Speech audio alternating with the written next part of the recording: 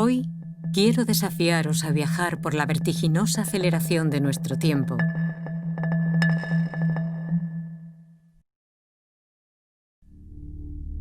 E invitaros a recorrer un peldaño de nuestra historia que se resiste a desaparecer.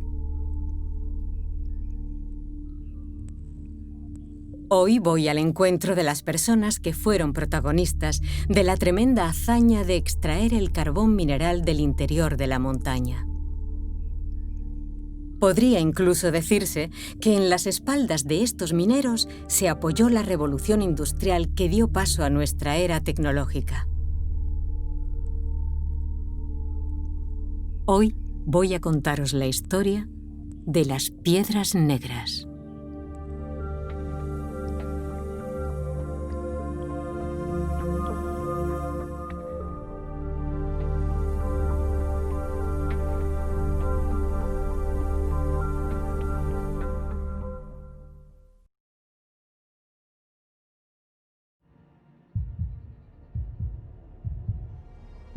Hablar de la historia del carbón es hablar de la historia de estas montañas. Un lento movimiento de millones de años fue trazando el espectacular relieve de esta comarca.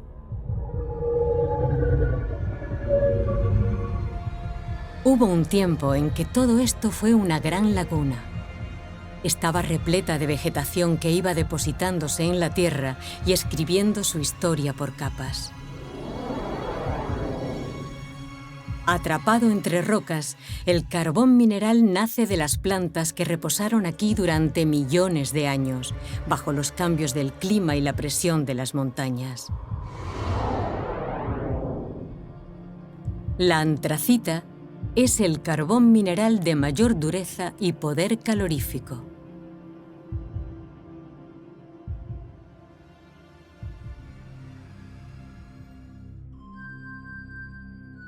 Al abrigo de la cordillera, en las laderas bajo las cumbres rocosas, la naturaleza encuentra su lugar. En los valles, al pie de estas laderas, fueron asentándose pequeñas poblaciones. Sus habitantes, hasta hace poco más de un siglo, vivían relativamente aislados de los grandes movimientos de nuestra civilización.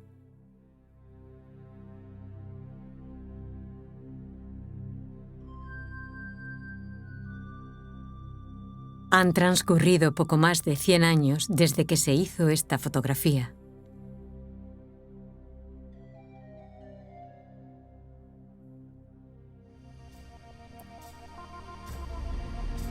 En aquel tren viajé muchas veces, viendo el paisaje al ritmo del siglo pasado.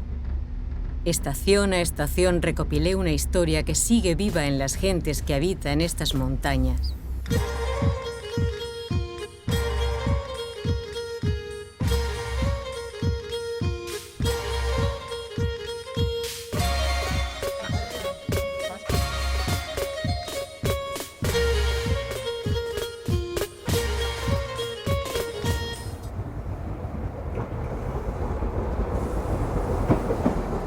La primera vez que subí al llamado Tren de la Robla, lo hice con Vicente.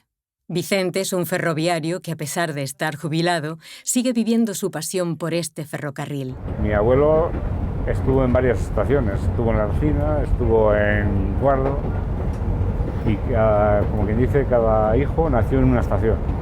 Así que imagínate cómo era la vida. Ya te estoy hablando de 2 generaciones atrás. Diría que la gente se movía mucho. Y ahora tengo un sobrino, vamos, trabajando en el ferrocarril.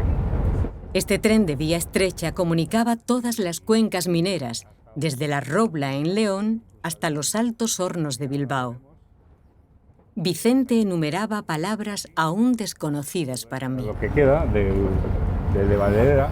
Algunas de aquellas palabras correspondían a poblaciones y explotaciones mineras. Valdedera, Muñeca, Santibáñez de la Peña, Villaverde, Castrejón de la Peña, El Chimbo, Vado Cervera, La Pernía. Muchas de ellas nacieron al pie del ferrocarril cuando éste se construyó. Otras palabras eran los nombres de las compañías que explotaron las minas de antracita.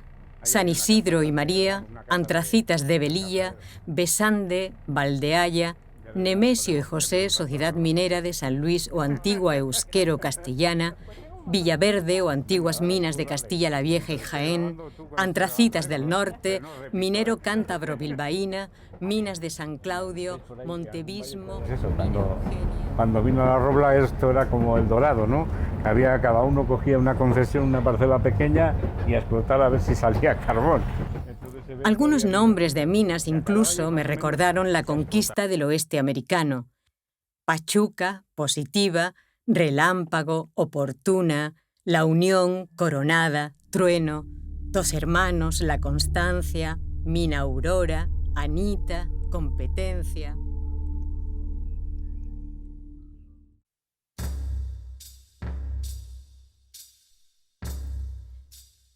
A Evaristo lo encontré en Velilla del Río Carrión, construyendo algo que parecía ser una extraña y larga cabaña en medio de un parque. Hablé con él. Buenos días. Me explicó que estaba preparando la estructura para un concurso de entibación. Entibación. Otra palabra entonces desconocida para mí. Evaristo es un minero retirado. Vamos, es más, ya me viene de familia, mi padre fue minero, mi abuelo fue minero, entonces la minería la tengo en las venas. De niño no lo pensabas, era tan habitual que ver a tu padre ir a trabajar y venir. Cuando entrabas de guaje, se decía, o pinche, y luego, pues según conforme tu validez o tu sabiduría, o muchas veces, depende de las circunstancias, pues ibas ascendiendo en puestos de trabajo hasta que o te salías o te jubilabas allí. Me mostró antiguas fuentes tamáricas y me invitó a asistir al concurso que se celebraba al día siguiente.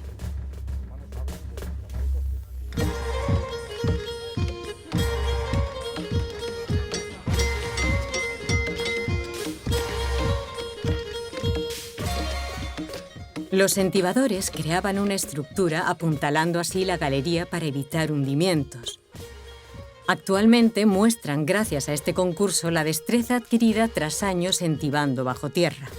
El curso de Velilla pues, es hacer una exhibición de montaje de cuadros de madera de galería, que al ser concurso pues, conlleva que lleva un tiempo, una percepción, y luego pues, es valorado todo.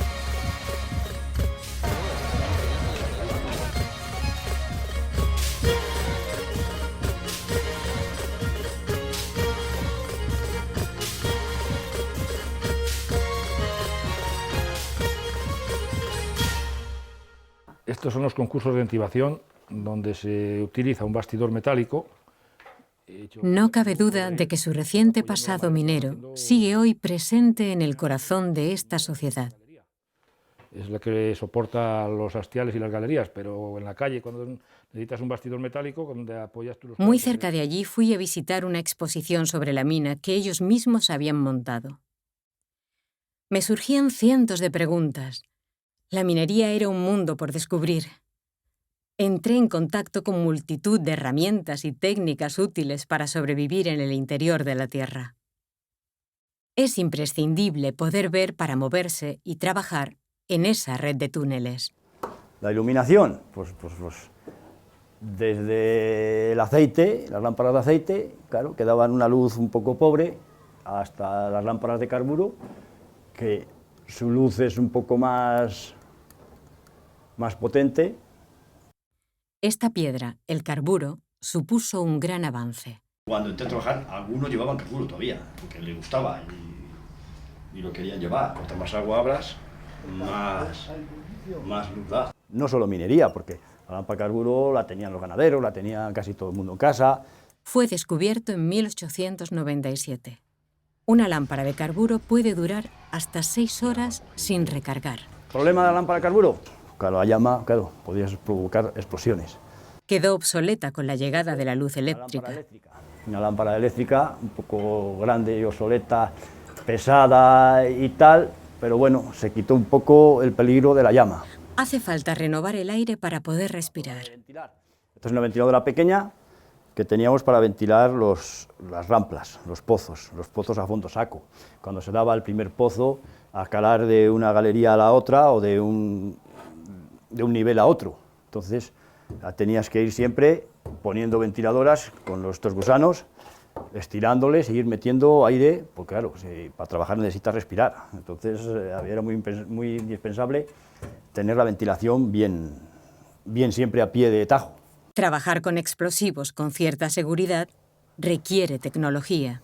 Aquí tenemos diferentes tipos de disparadores para iniciar la explosión de la dinamita, un poco más moderno, uno más manejable, el clásico de siempre, y este era pues, el típico carrete de línea que se utilizaba pues, para comunicar eléctricamente la zona de cartuchos de dinamita con el explosor. Había muchos peligros y se buscaron métodos para detectarlos. Estos también tuvieron su evolución. El sistema de mirar el grisú y el mal viento en la mina empezó con el penitente. El penitente era un preso, le daban una manta y una antorcha y le metían a la mina.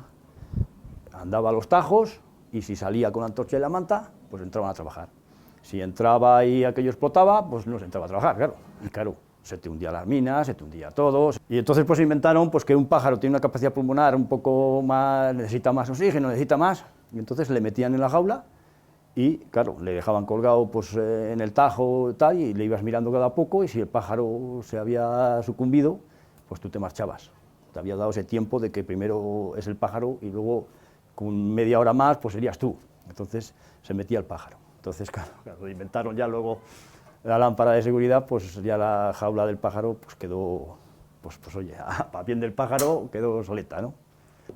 La lámpara de seguridad no era para iluminar, pero te avisaba de esos problemas, de si había metano, de si había poco oxígeno, y pues fue un invento muy bueno, claro. Un invento muy bueno porque salvó muchas vidas a los pájaros también, claro. Empiezo a descubrir en estos mineros un sorprendente sentido del humor. En caso de que el aire se vuelva irrespirable, conviene poder escapar. Esto es un autorrescatador personal que tenía que llevarlo el trabajador de continuo enganchado a la cintura, y este es otro tipo ya con más capacidad y demás que solía utilizarlo la brigada de salvamento cuando tenía que entrar a un sitio donde no había ventilación, pues con más tiempo de trabajo. En este entorno complejo y peligroso, buscaron formas de comunicarse. El método que se utilizaba era el genófono, que daba para señal y era por mediación de cable, siempre no necesitaba ni corriente ni nada por el estilo. Todo giraba en torno a conseguir la máxima cantidad de estas piedras negras, la antracita. Era negra, brillante, muy pesada. Se me antojó casi mágica y me cautivó. Mientras, en mi mente surgían muchas preguntas. La mitad del siglo XIX, más o menos, que se descubrió el carbón y que esta cuenca tenía posibilidades y tenía capas y demás, pues estaba en una zona donde se vivía habitualmente de la agricultura y la ganadería, de subsistencia, no de mucho más, porque aquí los inviernos no es que dejen que la agricultura sea muy boyante.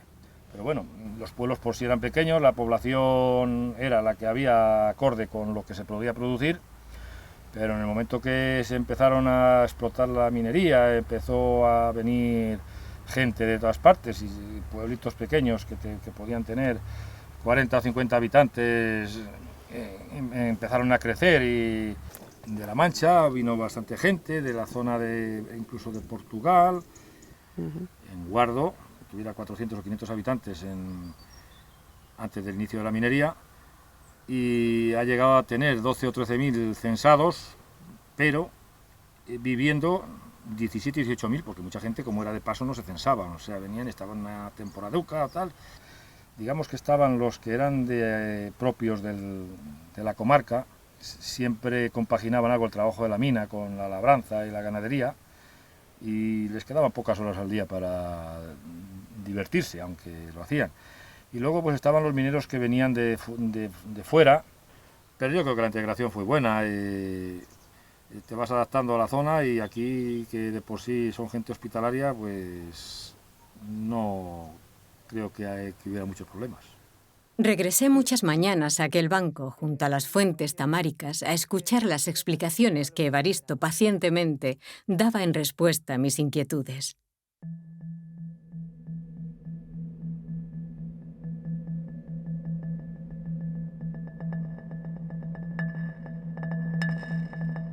recorrí aquel territorio, el entorno natural y sus pueblos.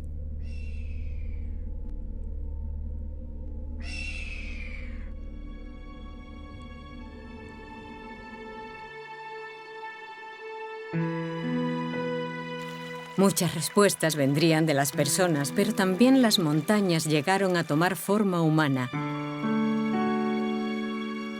como si quisieran contarme una historia diferente.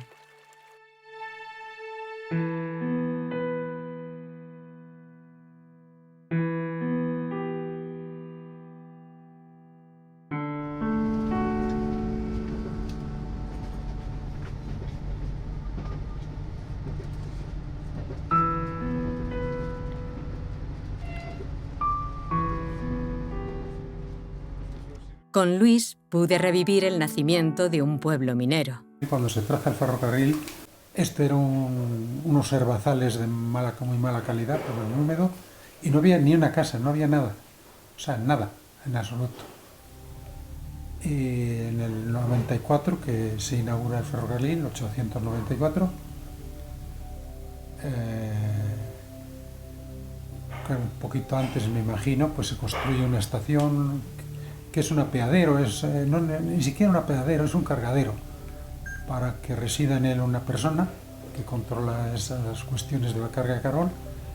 Y de inmediato empiezan a construir casas en el entorno de la estación. Lo que en un inicio no fue más que un cargadero, se convierte en un apeadero, de un apeadero pasa a una estación y se convierte en una de las estaciones de más importancia de la línea, porque ven aquella gente que, bueno, que el ferrocarril va a tener su trascendencia, y aunque se crea o hace la parada aquí para las minas, surgen almacenes de distinto tipo, de trigo, almacenistas de patatas, etc. Había almacenistas de vinos, de aceite, de fertilizantes, o sea que fue un proceso. Nace en comercio ya, a continuación nace en comercio de ferretería. Esta casa nace sobre el año 20. La construye mi padre, es decir, que esta es de las, podríamos decir, casi de las, sino de las primeras, de las segundas. Esa es mi casa en los años 30. Y aquí está empresarios y capataces de la mina. De aquí. Y estas son fotos de la nieve, aquí, del ferrocarril. En aquellos años, estoy hablando de los años 20, alrededor de los años 20, consiguen que se celebre aquí un mercado. Un pueblo que no tenía historia, y vienen comerciantes de mercadillo, todo muy rápido, era muy rápido. Para no ir a la escuela los niños, que tenían que ir a kilómetro y pico, a Santibáñez, escotaron y alquilaron aquí un local alrededor del año 30. Dice, esto es que como lo del oeste. Sí, y muchas otras cosas. Aquí había su casino. Esta comarca era de una agricultura mixta, agricultura-ganadería. Y cuando empezaron las minas, compatibilizaban esa explotación agroganadera con el trabajo en la mina. Entonces, aquí se registraban los nombres de los obreros: cultivador, caballista, vagonero. Es curioso porque en los libros de jornales de aquellos años primeros identificas apellidos. González, Vallejo, Macho son apellidos locales de aquí, de la comarca. Luego, a partir de los años 50, empiezan a aparecer apellidos de León, apellidos de Asturias, ya después extremeños, gallegos, y se perdió, podríamos decir, el espíritu rural original. Los asturianos crearon escuela en la bebida, tanto sidra como vino, en los juegos, el juego de bolos, el habla. Se fue pegando palabras de aquella gente. Llegó a haber siete bares aquí, cantinas o bares o como quieras llamarlo. el ambiente que había en los bares era de consumo excesivo de alcohol, en general. Voy siendo consciente de lo que ocurrió aquí con la llegada de la minería de antracita. Esta comarca se transformó hasta tal punto que ya nunca volvería a ser la misma. Se sucedieron días y recorridos y también nuevos encuentros. Esta vez era ya en la cuenca del río Pisuerga. La estación se llamaba Vado Cervera. Allí conocí a Aurora, jefa de estación. Una mujer trabajando en el ferrocarril de la Robla despertó mi interés. Mi padre fue jefe de estación en Pedrosa y nací estando mi padre de jefe de estación en Pedrosa. Entonces yo entré aquí un poco por casualidad, porque mi padre me llevó los papeles de la oposición que había, y aquí llevo 38 años. Estoy casada, tengo 2 hijos, ya un poco mozos, ya están trabajando los 2. Me he afincado aquí un poco pues porque me gusta la zona, pero porque mi marido también trabaja en Cervera. Yo fui la segunda promoción de factores de circulación. A ver, yo siempre he conocido mujeres en el ferrocarril, pero eran guardesas.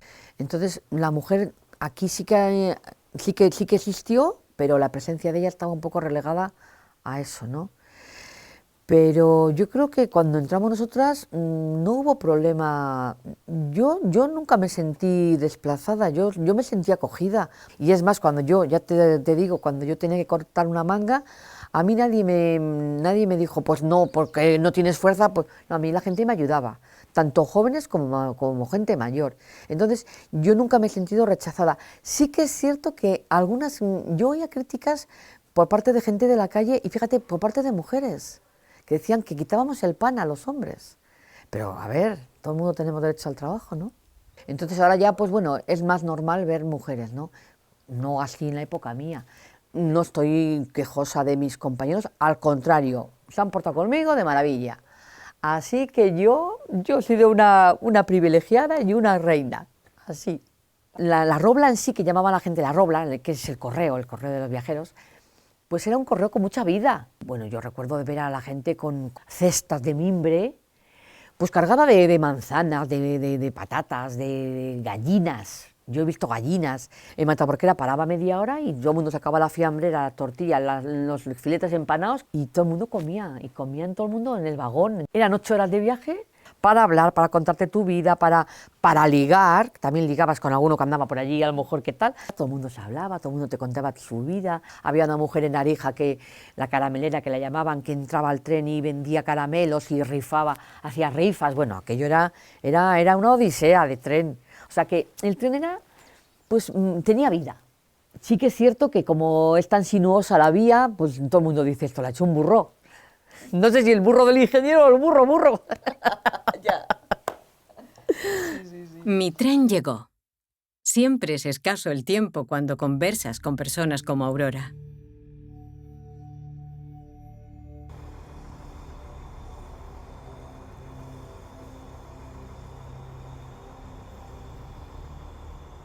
Mi curiosidad por este tren minero me llevó a conocer a Begoña. No se trataba de otra jefa de estación. Begoña es una vieja locomotora. Era una de las muchas máquinas que habían prestado servicio en el tren de la Robla.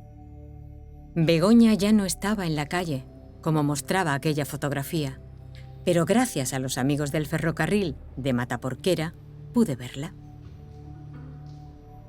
Había sido fabricada en 1890.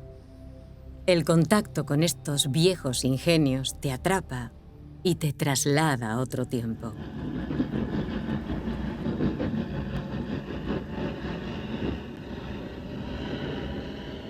Me llamo Tomasa Carrasco. Soy del lugar de la Mancha. Mi padre dice que tengo alma de ferroviario. Como nací entre trenes, pero un día se cambiaron las tornas. Ya verás. La deliciosa historia de una monja que iba para ferroviario. Ni la propia Sor Citroën, hija de un ferroviario del tren de la Robla, pudo resistirse a subir a estas locomotoras.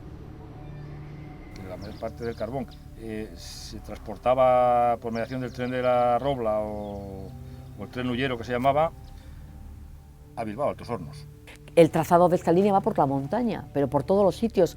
En la época que se hizo tuvo mucha falta de mano de obra, o sea, tuvieron que traer aquí a cantidad ingente de mano de obra, claro, para hacerlo. Incluso yo recuerdo de oír comentar que había el tren mixto que llevaba carbón y un vagón para viajeros, que los pobres iban allí como en una chocolatera porque iban con un bidón con lumbre para que no pasaran frío, y la gente viajaba en el mixto que llamaban. Mi padre sí me ha contado algún descarrilamiento, por ejemplo en La Espina, ahí cerca de Guardo, ahí chocaron 2 locomotoras de vapor. Aquí se llegó a pasar el ferrocarril de La Robla, hubo años hasta cerca de 500.000 de toneladas. Todo para Altos Hornos de Vizcaya. El ferrocarril este se hizo para eso, ¿eh? Eso lo hicieron unos grandes empresarios vascos. 1880 o 90 me parece que empezó a funcionar el ferrocarril. Fueron muchas las instalaciones que se erigieron en torno a este ferrocarril. Y aquí está, ves, todo donde venían el carbón. ¿Ves todo este muro? Era el cargadero, donde cargaban a La Robla. A ver si vemos. Mira, ¿ves aquellas casas de allí? Aquello de allí, eso es San Claudio. Allí es donde estaban las minas, las explotaciones. Y después se traía al ferrocarril por una pista, que ahora dentro de poco lo vamos a ver, y es donde se cargaba el ferrocarril de La Robla. Y a continuación ya estamos en el lavadero de Castrejón. Ahora le veis. Aquí había unas balsas también, o sea que había muchas cosas aquí en este edificio. Esto hay que protegerlo, ¿eh? Esto es una maravilla. Originariamente las hizo, o las concesiones las cogió el Marqués de Comillas. Para cargar el mineral de antracita se construyeron importantes instalaciones junto a las vías. La máquina de vapor dio el pistoletazo de salida a la revolución industrial, y el carbón era el combustible que hacía avanzar la industria y los trenes. Antes de cargarlo para su consumo, el carbón debe ser lavado. En una carbonera que aún hoy suministra a la comarca, Mari Carmen me mostró el proceso. Se tira el carbón y después va limpiando.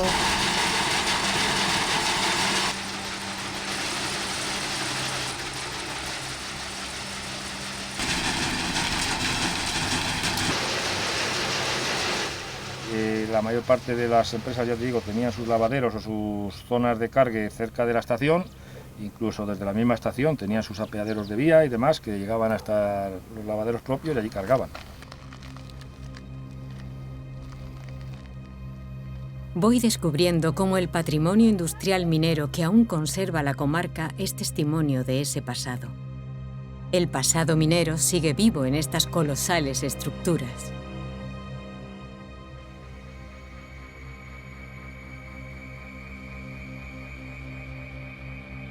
Pero poco a poco se desmoronan ante la falta de voluntad por mantenerlas en pie, borrando esa memoria a las generaciones futuras.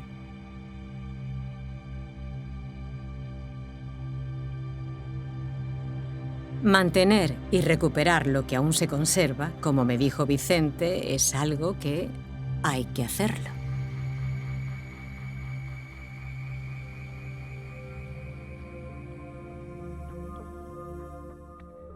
En La Pernía también hubo minas de antracita, pero era una zona tan remota que el carbón quedaba fuera de la ruta del tren de La Robla.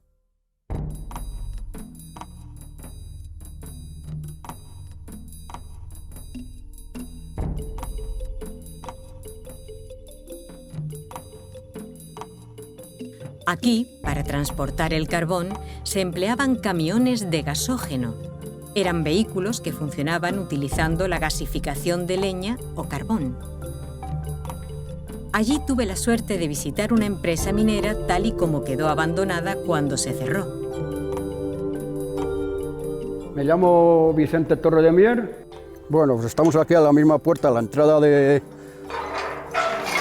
a las entradas de la antigua mina de Montevismo, y aquí pues me tiré pues casi 22 años. Aquí estamos llegando, digamos, más o menos por donde estaban las casetas. Todo esto eran vestuarios, la oficina también de del vigilante, de los jefes, así que se pasaba en invierno, pero fatal, fatal, un frío de mil demonios. Sí, esto es la bocamina. A medida que se explotaba arriba, se iba bajando hasta que al final ya se dio ahí, se dio el pozo plano que pueda tener 300 metros. Digamos que las capas eran unas capas muy duras, había que dinamitar. Y ahí la caseta esa es la máquina de extracción, salían por aquí los vagones y con el peso de los vagones se iban deslizando para abajo hasta el fondo de abajo de la mina, unos 300 metros. Lo primero que se hacía es nada más llegar por las mañanas, subir la madera para apuntalar los techos entre todos y después ya cada uno se iba a su corte.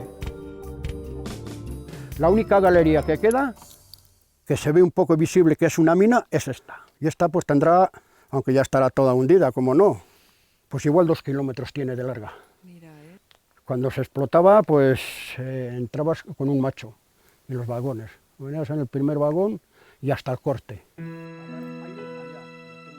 Bueyes y mulas trabajaron en las minas hasta bien entrados los años 80 del siglo XX. Ninguna máquina podía mejorar su efectividad y precisión.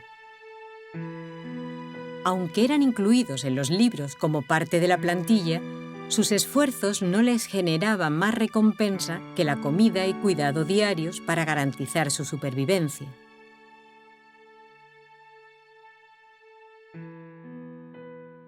Otras veces, por ejemplo, te se agotaba la lámpara y tenías que salir a la calle.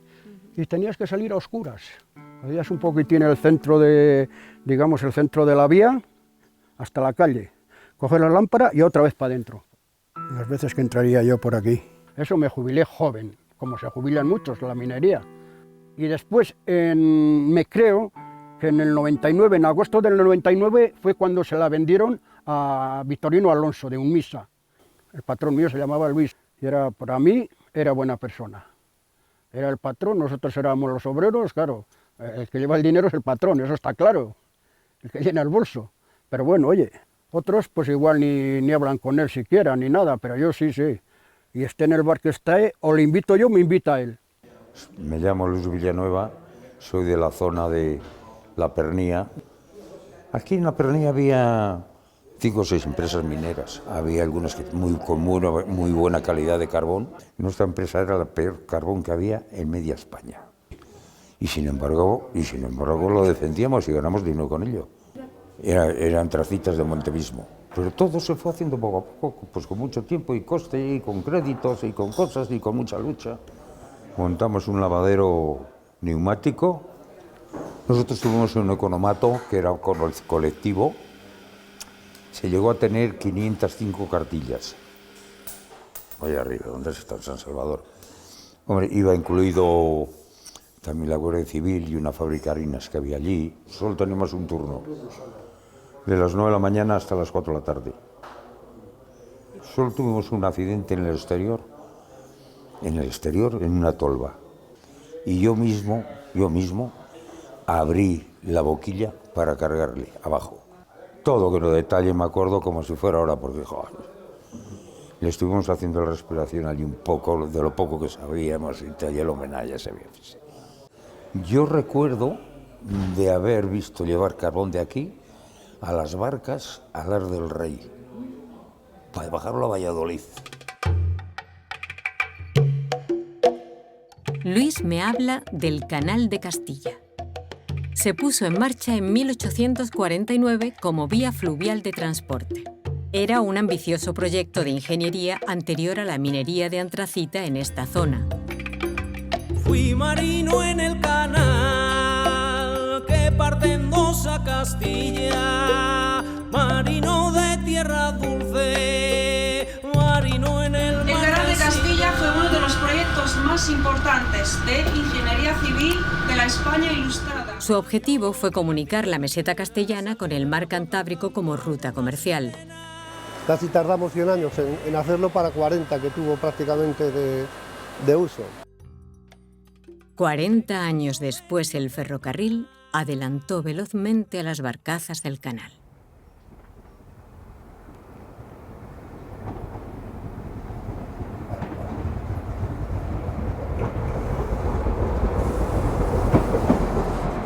Como cualquier periodo de la historia, la minería de antracita pasó por diferentes etapas. Una de ellas, tal vez la de mayor bonanza, fue hacia el final del siglo XX. Eran unos pueblos con mucha vida, o sea, había mucho movimiento de gente. Estamos hablando de la época del 73 en adelante, o sea, del 70 al 80, que fue cuando yo viví mi adolescencia, ¿no? En una comarca minera. Pues bueno, yo creo que, a ver, España estaba de aquella manera, pero yo creo que había un buen nivel de vida y la gente vivía más o menos, bueno, bien porque tenían sueldos. Oye, los sueldos de mineros han sido sueldos guapos. Por suerte se llegó a conseguir sueldos bastante importantes.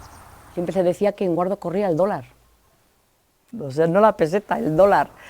En esta comarca se crearon discotecas inmensas donde no las había digamos que en las capitales. El dinero corría en cuestión de diversión.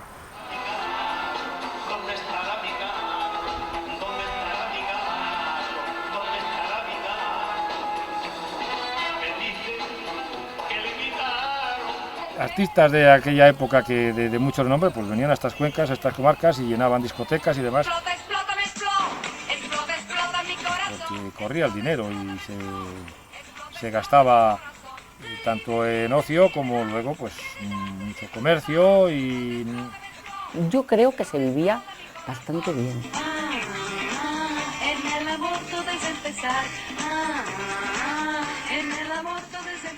De la pista de baile a la mina de carbón. Hay cargaderos en ruinas justo frente a la gran discoteca, también abandonada. Son restos que ayudan a imaginar aquella época dorada.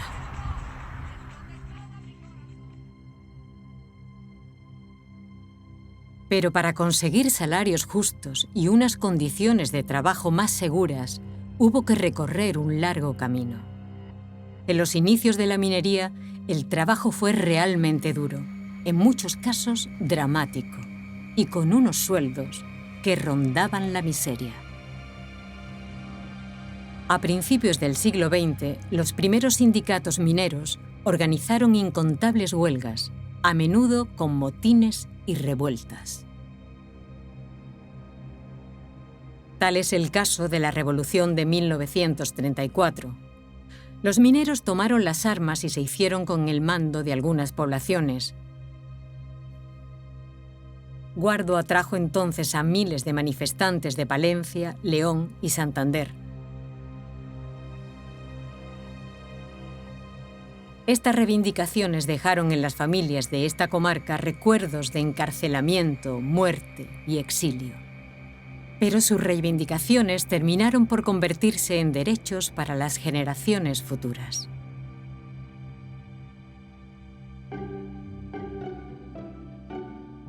No sé si por haber vivido esta época de bonanza en contraste con la dureza de su trabajo, de pastor, pero los mineros del Club de Entibadores son gente activa y divertida. Que era de la misma piel de oveja. O sea, aquí estoy trabajando en un proyecto para preparar unos carteles en la mina visitable que estamos preparando el Club de Entibadores en Velilla.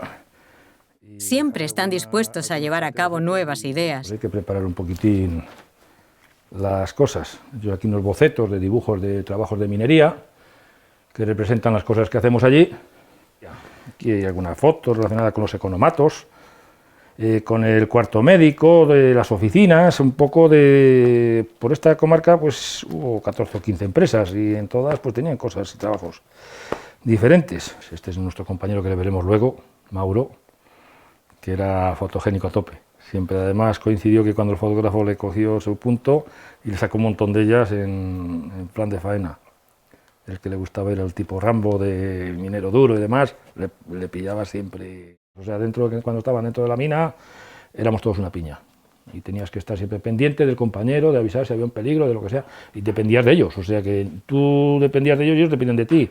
Tu vida el compañerismo en la mina era total. ¿Qué ha pasado aquí, hombre? Aquí estamos a la limpieza un poco. César y Mauro, dos compañeros de la asociación, de los más activos.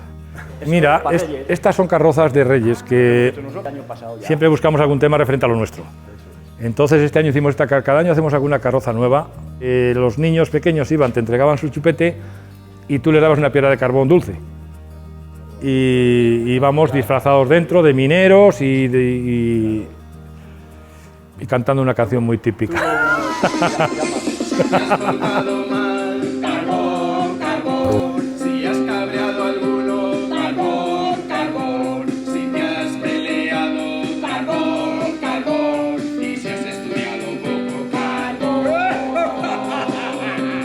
Menudo peligro. Todo lo que pillamos lo reciclamos y lo hacemos funcionar. A lo largo de todo el año tienen la agenda muy ocupada. Parecen no cansarse nunca. Unos serán para la paja, para llevar la paja suelta, como es ese que hicimos. Mantienen viva la memoria de esta comarca participando en desfiles, fiestas y jornadas mineras. Pero bueno, gracias a Dios hay gente también que lo agradece siempre que hacemos cualquier cosa, intentamos recuperar algo porque bueno. Los últimos somos nosotros, de nuestra edad son los que más o menos... Sí, los que cerramos la minería en la comarca. Pero el que nos ha gustado y hemos sentido la mina como nuestra, pues vamos, hombre, yo volvería a la mina 100 veces, o sea, siempre. Para mi sorpresa, la mina no es algo que detesten, sino un entorno al que desean volver.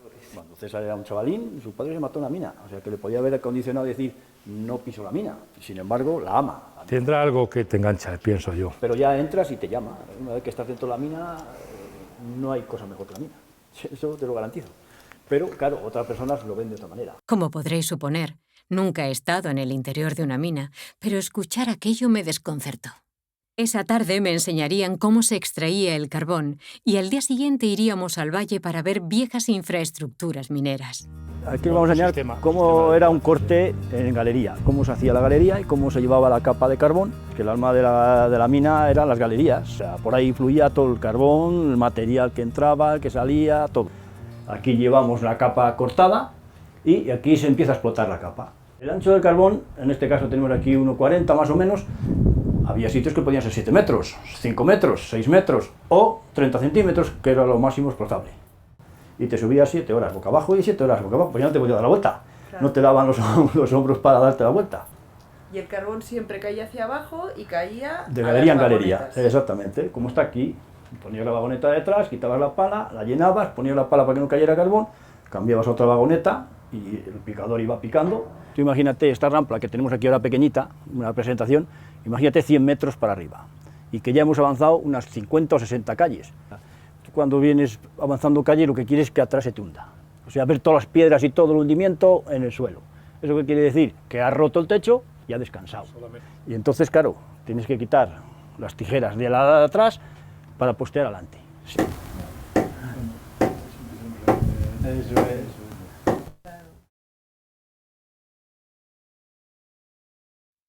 Esa mañana tocó madrugar. Y me acuerdo de niño, la primera vez que entré, salíamos de la escuela, llego a casa y uy, a tu padre se le ha olvidado llevar el bocadillo. Tenían el típico xenófono de hablar dentro de la mina y le llama, Lucas, ¿dónde estás? ¿Estás aquí cerca? Sí, aquí nada más bajo el plano. Pues prepárate que para allá te mando el guaje con el bocadillo. Me dice, siéntate dentro del vagón y tú no te muevas. Me senté en el vagón allí, me bajó en el plano, allí 100 metros para abajo, toda oscura, y yo decía, bueno, ¿dónde llegaré?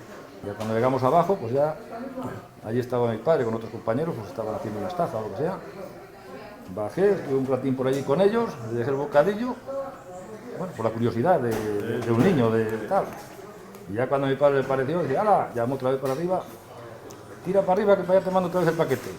Me metió en el vagón y me subí para arriba. Y de esto yo sé que, no sé exactamente, pero 8 o 9 años tendría yo, para niño. Escuchando sus historias me armé de valor y les hice la pregunta. ¿Hay alguna mina que podamos acceder un poquito? Sí, hay dos. Por fin tendría la oportunidad de entrar en una mina.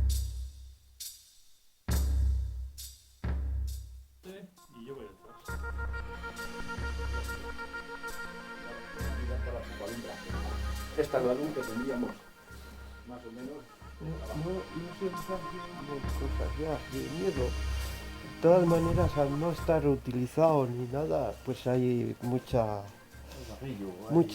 porquería. El plástico este se plega y se queda pequeñito, entonces le metías, luego cuando eso le estiras y le vas poniendo y va avanzando la galería para tener ventilación. Aquí ya, si te fijas, hemos aumentado un poco la galería. Ahí estaba empiquetada y estaba un poco más pequeña. Y aquí ya viene siendo la galería ya de cuadro grande. Míralo.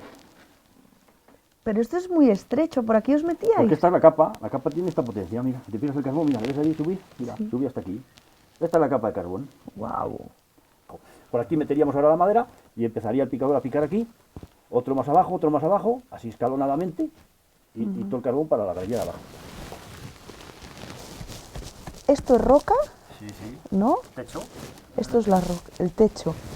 Y ese es el carbón. Este es el carbón y aquí abajo es el musgo. Ajá. Lo que tenemos abajo es el musgo. Hasta que metieron el agua, por aquí, pues se usaba el calderín. Se llenaba el calderín en una gotera y luego le traían para acá y para barrenar, le sacabas ahí de la vía, le llevabas para adelante y ahora barrenar para levantar polvo, usabas el agua. Sitios más anchos, donde haya apretado más. Una vez que se empieza a explotar siempre la galería chucha más, claro, sería por ya degradado. Nada.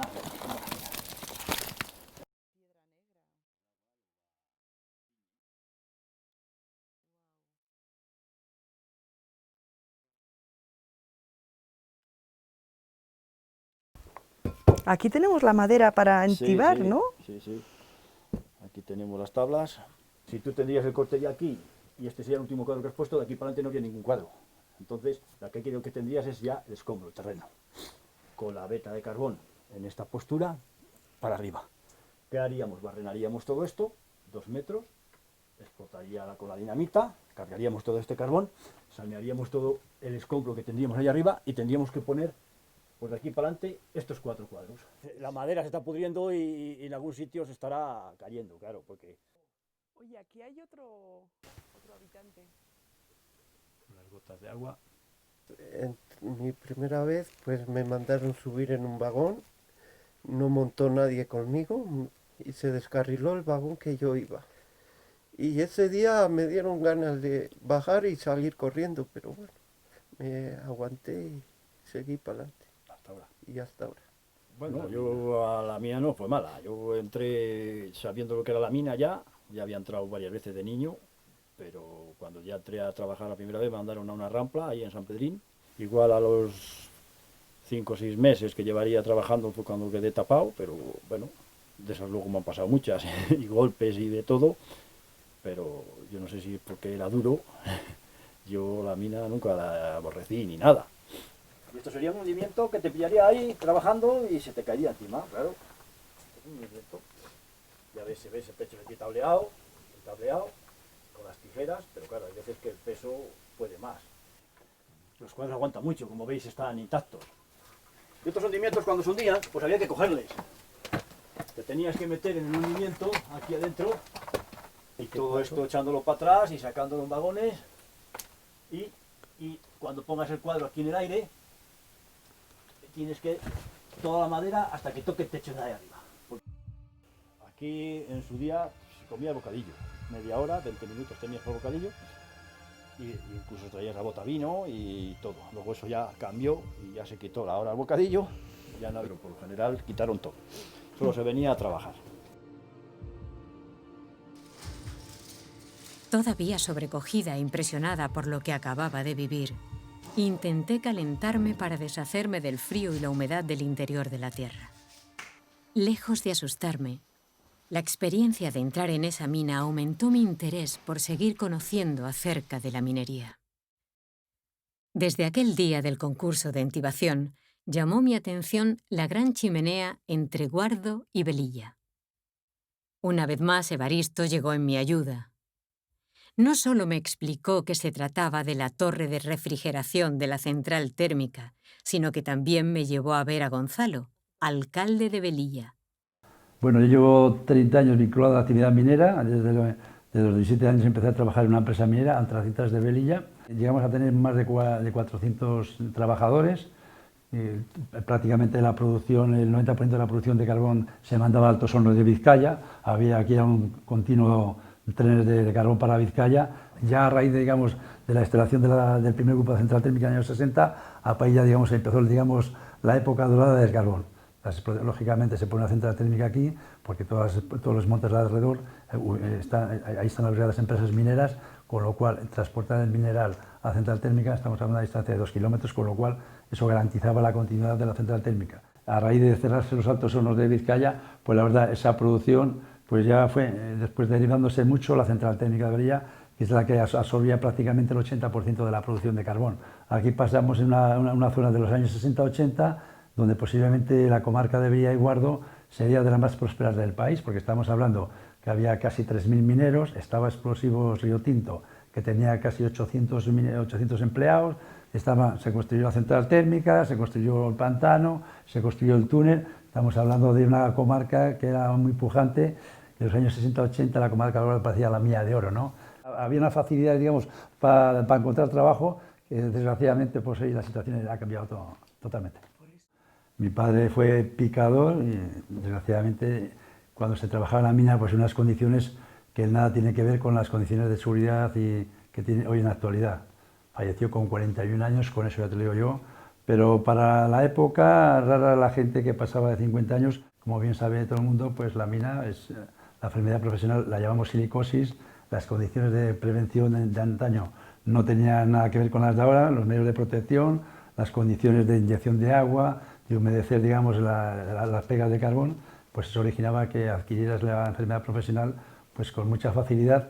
Yo he salido en una época donde, digamos, aparte de esas malas condiciones de trabajo, también había otras malas condiciones, digamos, de alimentación y tal, porque venimos de una época de guerra donde las condiciones en muchas de las familias eran un tanto complicadas. El padre de Gonzalo y otros muchos de su generación murieron jóvenes a causa de la mina.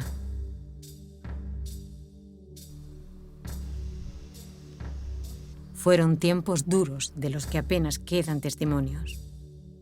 Pedro decidió salir de la mina antes de que ésta acabara con su vida. Bueno, pues soy Pedro Martínez Pérez, vecino del campo. Y mi vida ha sido desde joven por la ganadería. A la escuela fuimos y no aprendimos nada, muy poco, porque los maestros todos eran desterrados, porque los maestros eran del gobierno antiguo que había, de los republicanos serían, y los desterraron todos.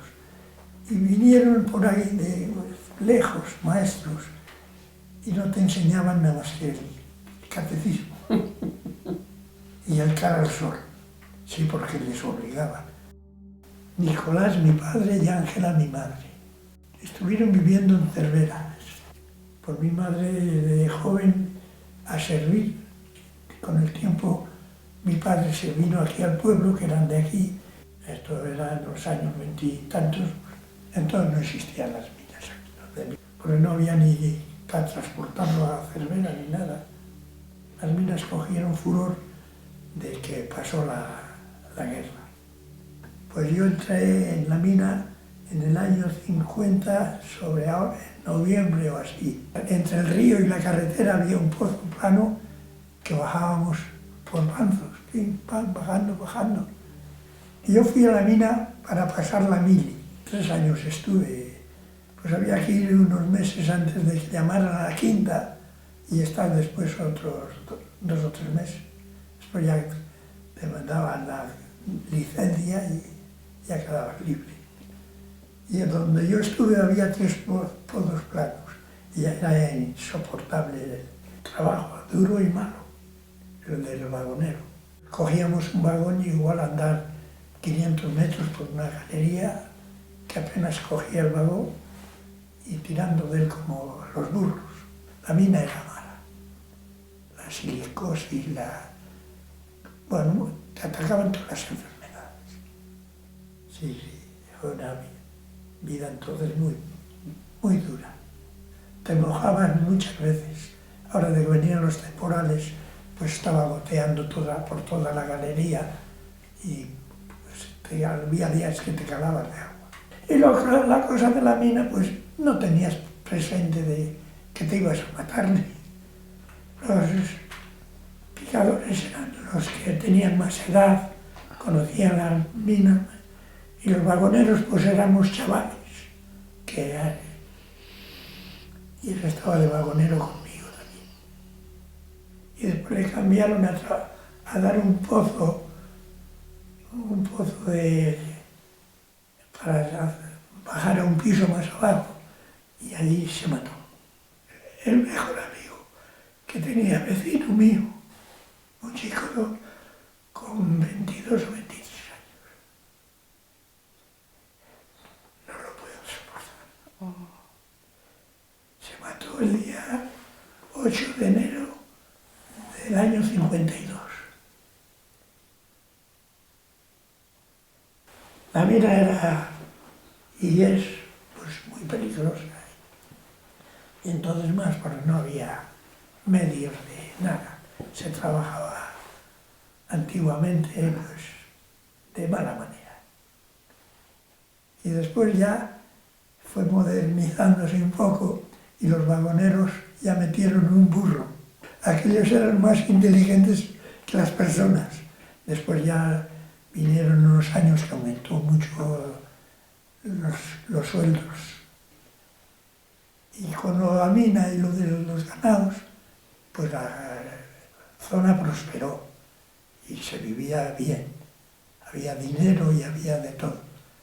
Pero al acabarse ya la mina se acababa también porque en los pueblos se marcharon toda la gente. Esto se despobló. Sin acabarse las minas ya empezó a marcharse toda la juventud a Vizcaya y a Barcelona y por ahí. En este pueblo éramos 100 y pico personas y hoy soy yo solo. Así que y así están todos los pueblos. No son años para estar en un pueblo como este solos.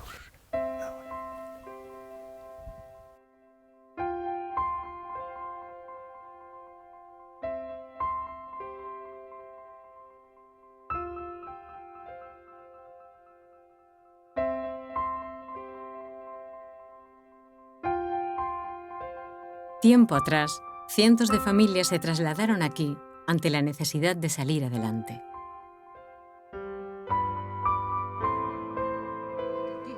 De San Claudio. Y he visto que, claro, allí en las puertas de la oficina ya falta la placa de antracitas de las oficinas. Y en el economato se ve que también la han quitado, que estaban antes puestas, ¿sabes? Sí, sí.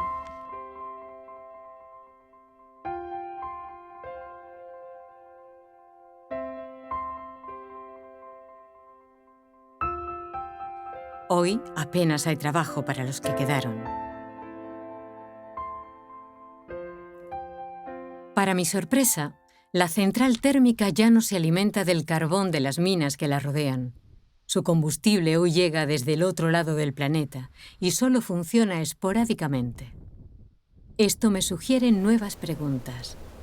A raíz del boom de la minería, que fue también lo que produjo la construcción del primer grupo de central térmica, pues hizo de Velilla y su comarca, pues que aquí viniera muchísima gente de Extremadura, Galicia. Estamos hablando de unos años donde el 80%, digamos, de la demanda de carbón de la central térmica de Velilla se cubría con carbón nacional, de Castilla y León o de Asturias, pero a raíz del cierre paulatino de empresas mineras, eso lo que ha propiciado es a pasar de una dependencia mucho mayor de carbón de importación. Prácticamente el 90% del carbón que se quema en las centrales térmicas son de China, Rusia, Sudáfrica, Colombia. Las ayudas están garantidas hasta 2030. Alemania está construyendo centrales térmicas ya condicionadas al tema de las emisiones y que ahora de golpe y porrazo, bueno, todos son criterios empresariales. En el caso de Velilla, muy claros, es una empresa que tiene ciclo combinado, gas y carbón. Las tienen prácticamente paradas la mayor parte del año, entonces lo que quiere es liquidar el carbón, quitar a un competidor. La central térmica comenzó su actividad en 1964, permitiendo la supervivencia de muchas empresas mineras algunas décadas más.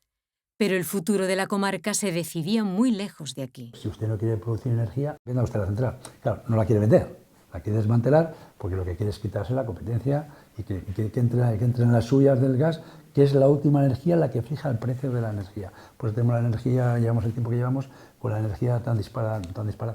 Como bien sabes, todas las empresas mineras a lo largo del tiempo han venido recibiendo ayudas europeas para el funcionamiento. En 2010, al respaldar esa directiva europea, lo que textualmente decía esa directiva es que todas las empresas que al 31 de diciembre del 2018 quisieran proseguir con su actividad extractiva debían devolver todas las ayudas recibidas. Entonces, los que trabajamos en el sector sabíamos de sobra que en 2018 no iba a seguir funcionando ninguna empresa porque ese horizonte ya estaba fijado y nadie iba a devolver todas las ayudas importantes que habían recibido. Y la triste experiencia de estos 10-12 años que llevamos en la comarca de Guardo esperando alternativas es que no llega ninguna. Cuando hablamos de transición y alternativas, primero que lleguen las alternativas y después cerramos la térmica. No, aquí cerramos la térmica y las alternativas ¿cuándo?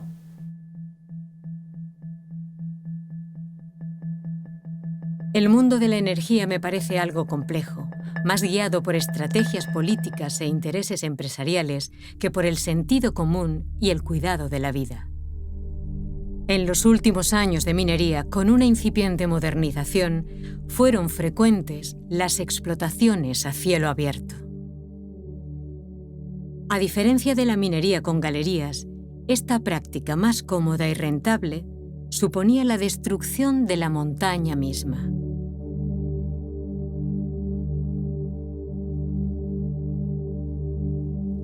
Hubo rotundas protestas de ciudadanos preocupados por el impacto medioambiental que esto pudiera provocar en la zona.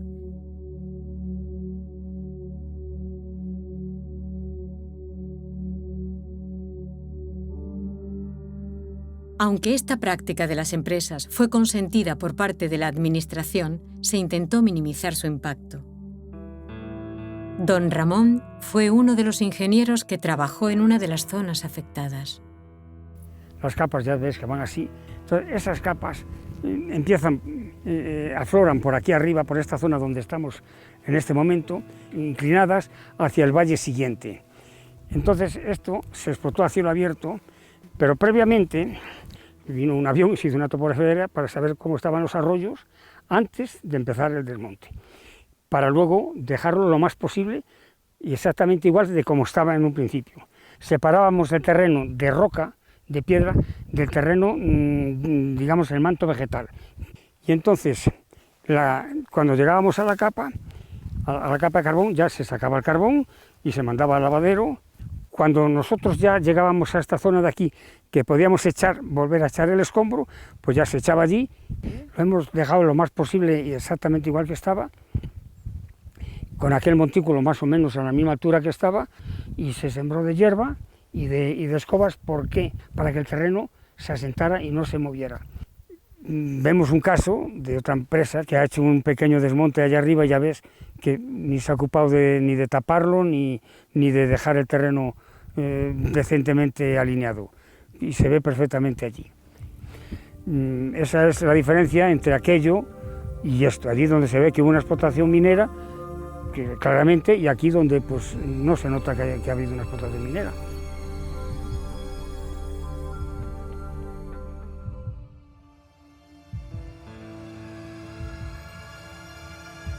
También en los últimos años, una política de fuertes ayudas al sector minero introdujo maquinaria muy moderna en el interior de la mina. Pero en muchas ocasiones esas grandes máquinas quedaban paralizadas al no poder sortear los pliegues del terreno. En 1999, casi todas las empresas de antracita existentes aquí pasan a formar parte de la misma empresa, Uminsa. En los años siguientes, de acuerdo a los planes aprobados por el sector a nivel nacional, fueron cerrándose explotaciones mineras y reduciendo el número de trabajadores, hasta su cierre definitivo. Yo lo comparo siempre como un puñetazo en la boca del estómago, ¿no? No es posible. Acaban de cerrar la mina. Ay, ¿qué va a ser de esto ahora? ¿Qué vamos a hacer? ¿De qué vamos a vivir? La pregunta que me hizo mi hija, que era más pequeña: papá, ¿vamos a ser pobres? El único lavadero puesto en valor como patrimonio industrial lo encuentro en San Cebrián de Mudá, una localidad de explotación hullera. No sé si eso de pobres o ricos tiene alguna consecuencia aquí, pero que que todos entendían que íbamos a la catástrofe. Y la gente empezó, nada, no os preocupéis, que alguien vendrá, ¿no? Bueno, vamos a hacer planes del carbón, ¿no? Es muy difícil romper la individualidad en cuanto a eso. La gente solo quiere que les hagas, que les pongas cosas palpables, bancos, obra civil, demás, ¿no? Y yo digo, si hacemos depósitos, hacemos tuberías, y dentro de poco, ¿para qué las queremos? No va a haber gente, ¿no? Había que hacer otra cosa. Había que empezar a imaginarse otra cosa. Que sea posible esa utopía de querer vivir en el pueblo, ¿no? Por donde no llegan ayudas ni alternativas, tal vez caminen los visionarios. Yo me cogí a un técnico, me lo contraté, le pagamos y empezamos a hablar de cosas, ¿no? Entre otras cosas, del Mirador de las Estrellas, en donde estamos, de la Reserva del Bisonte, conseguir los terrenos, luchas entre nosotros, yo no te doy una finca, por mí utilizará, a mí me pagas, a mí no sé qué, bueno, un proceso muy complicado, ¿no?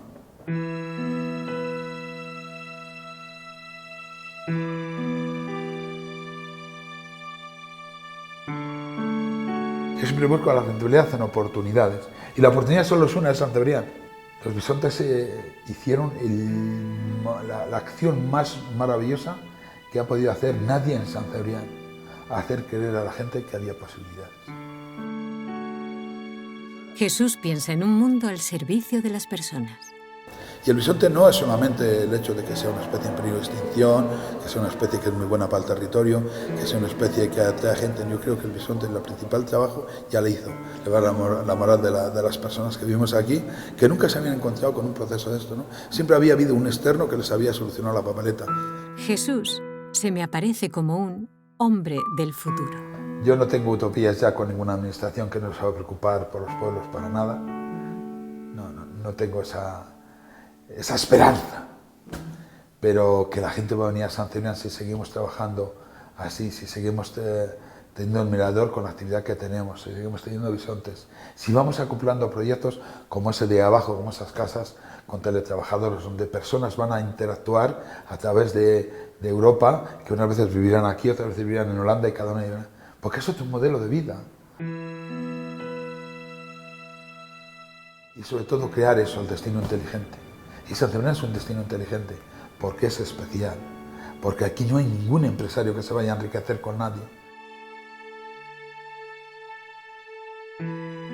Solo nos hace falta subsistir, pero hay que subsistir con cierta dignidad.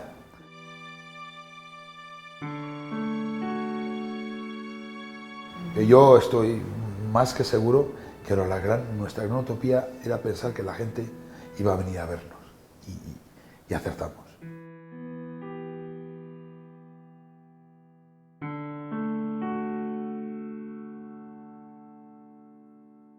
Mi viaje va llegando a su fin.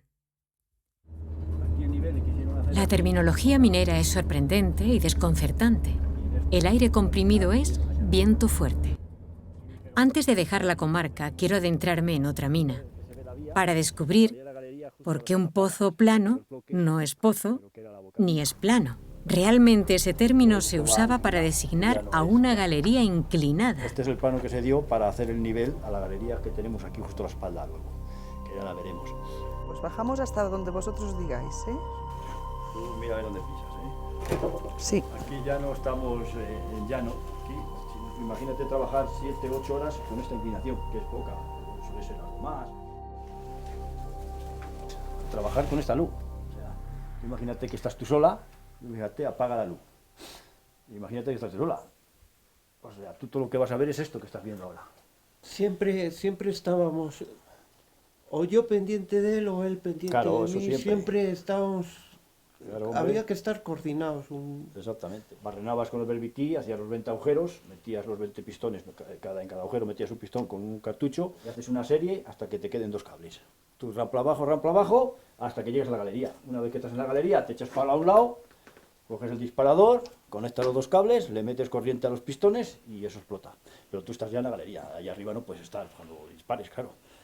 Miras que nadie haya subido, que no haya una sobreguía por la que pueda subir gente. ¿Nos ha pasado alguna vez esas cosas? Puede pasar porque tienes que tener mucho cuidado de que nadie esté allí a la hora de disparar. Para hacer un hueco como este, pues se ataca, se dan unos tiros abajo, agujeros. que se llaman zapateras.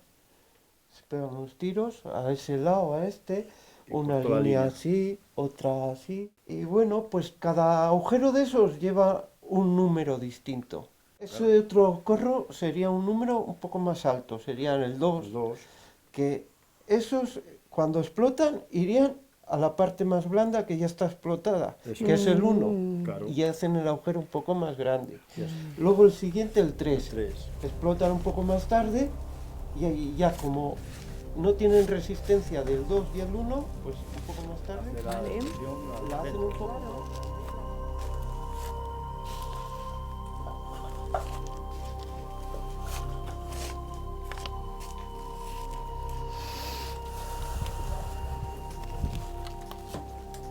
Aquí ya no deberemos pasar, porque ya si te fijas ahí atrás me prendía el mechero. Y aquí ya no prende. Ay, nosotros no lo notamos. Nosotros tú no lo notas, pero ya aquí ya el oxígeno, mira. Viví en primera persona el peligro que suponía entrar a trabajar en una mina. Así que vamos para arriba, porque esto no... Ante la falta de oxígeno, tuvimos que salir deprisa, trepando por el pozo plano, escapando de lo que llaman la muerte dulce. Entonces eso hay que tenerlo muy en cuenta. De los últimos mineros que murieron por aquí, por esta zona, fueron varios que en la Cántabro entraron y allí quedaron. ¿Por qué? Porque se quedaron sin oxígeno. Lo que nos ha pasado a nosotros allá abajo. Lo raro que me parece es que aquella gente era experimentada, ya eran mineros. Pero bajaron como nosotros, con esa confianza de que parece que aquí estás respirando bien, pero no se debe de estar. Entonces, por eso el tema de que hay que controlarlo. Y aquí no deberíamos estar mucho tiempo. Hay que controlarlo porque eso es muy peligroso. Porque si os habéis fijado, allí el oxígeno nulo, total, carbón. Es un pliegue del terreno que ha sepultado un bosque. El bosque, la madera, los helechos, todo lo que hay en un bosque. En mi última visita, la montaña nos regala uno de sus tesoros escondidos durante millones de años. Entonces lo que hace es, se queda la huella de lo que en su día aprisionó. Ese día aprisionó un bosque de helechos, salen muchos helechos. En este caso, pues parece la hoja de un roble. Ahí fue lo último del bosque y ahí se quedó y dejó grabada lo que realmente es el carbón, la madera. Entonces,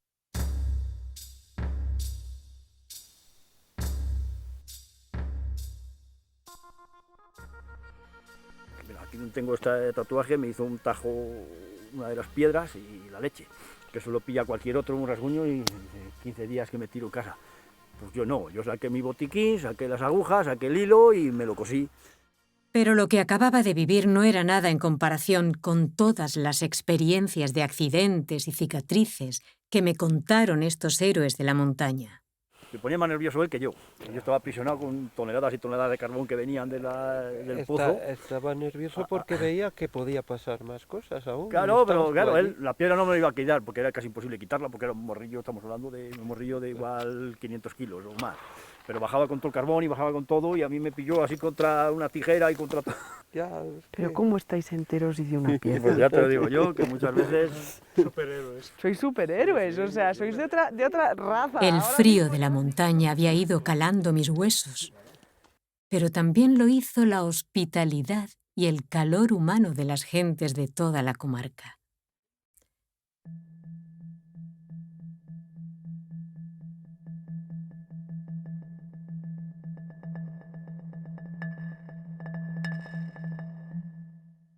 En poco más de 100 años, la sociedad que habita este territorio se transformó completamente.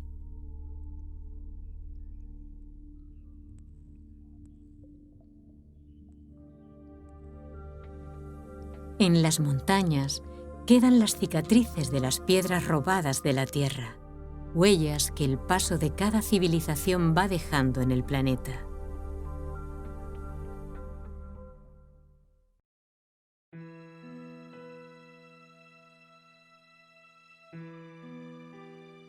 Muchos tuvieron que abandonar sus hogares para establecerse aquí. No son pocos los que han tenido que irse de nuevo.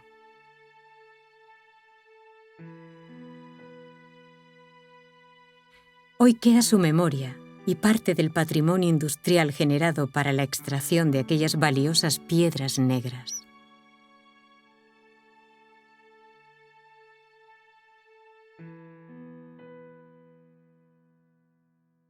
Todas nuestras comodidades y bienestar actuales no habrían sido posibles sin el esfuerzo y entrega de las generaciones pasadas, sin el calor de esa antracita que todas estas manos mineras extrajeron de la montaña.